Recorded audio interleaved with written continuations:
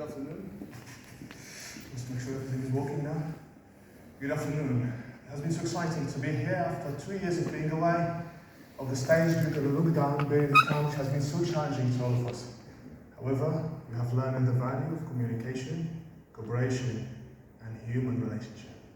Conveying a simple and clear message is the milestone of each successful communication step, I believe.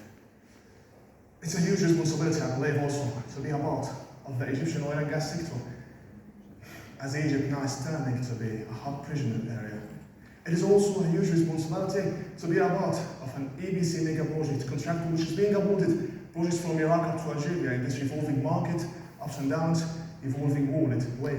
But we should not always seek to upgrade ourselves, enhance new solutions to serve our clients, serve our nation, and all humanity. Accordingly, I'm here with you to share our experience. Hopefully, together we get the greatest benefit.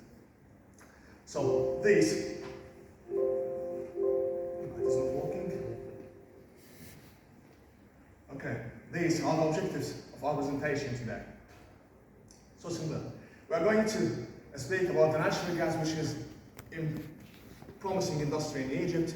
Then we will define the gas early production, and then we are going to have a case study which has been done with our team in Nicosia. But I would like to tell you something. In Tuesday, 6th of February, it was an increment in gas production, which led the GDP to rise to 2.8%. That was reported by the Capital Economics in Tuesday, 6th of February. And if you look at the figure, you will find Zug field is having the highest production. However, we are having other production fields. The Capital Economics also estimated that the production is going to increase from 5 billion up to 9 billion cubic feet per day. That was very interesting news to us. But however, it was a little bit worrying. Because if you are being awarded a good fortune, you will be spending, I think, all of my thinking what to do with this fortune if you are mature enough. Because otherwise you will be spending it, otherwise you will be wasting it. So you need an effective, not efficient solution. Please tell me if you know the difference between effective and efficiency. Do you know the difference? Anyone know the difference? No, but I will tell you. Effective is efficiency or efficient solution, is doing everything in the right way. However, effective is doing only the right thing. So we need an effective solution to make sure that we have the greatest benefit from all these new discoveries. However, we are not putting a huge investment, otherwise we will be wasting our assets. So, we need to define our source of fortune. We need to have some information, knowledge. As you know, Mr. Thomas Berger once said that the art and science of asking questions is the source of all knowledge. So we need to ask ourselves some questions in order to gain some knowledge, to know more about this industry. So we need to define what is gas itself.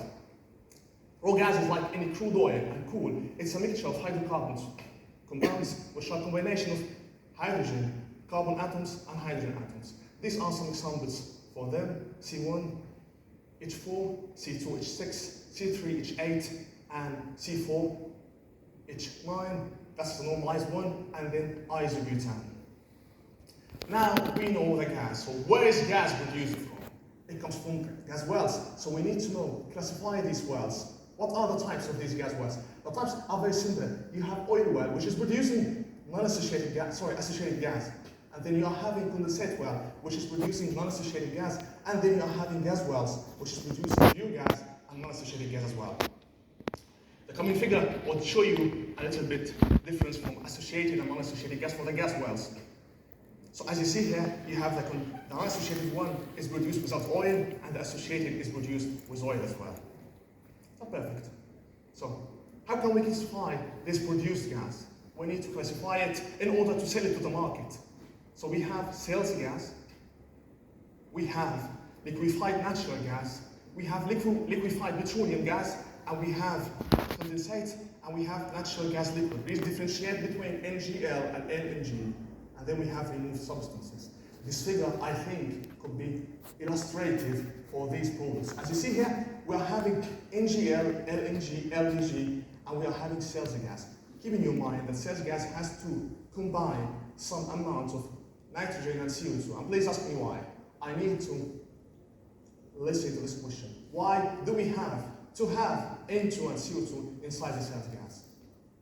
In order to keep the heating value of the sales gas matching with the required specs. So now we classify the gas.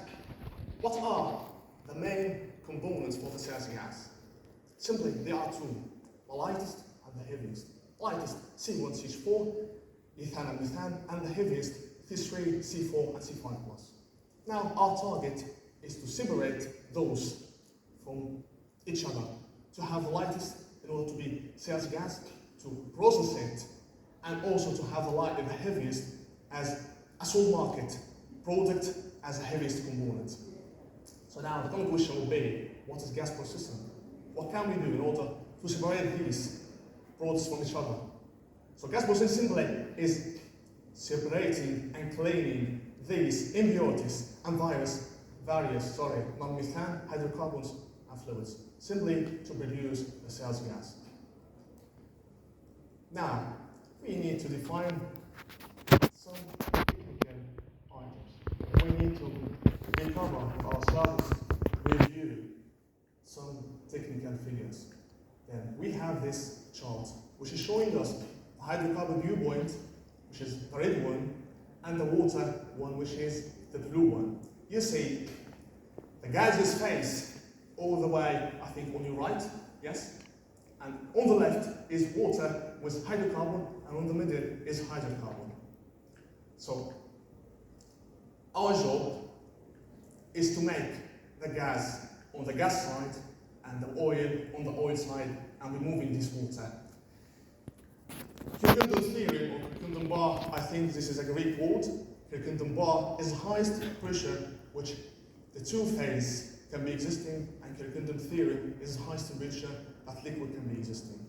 So, now we go to the gas early production facility. I'm going to be speaking especially about the JT plant. JT is an abbreviation for Joule-Thomson. It's an expansion valve simply. The Joule-Thomson is an expansion valve which is making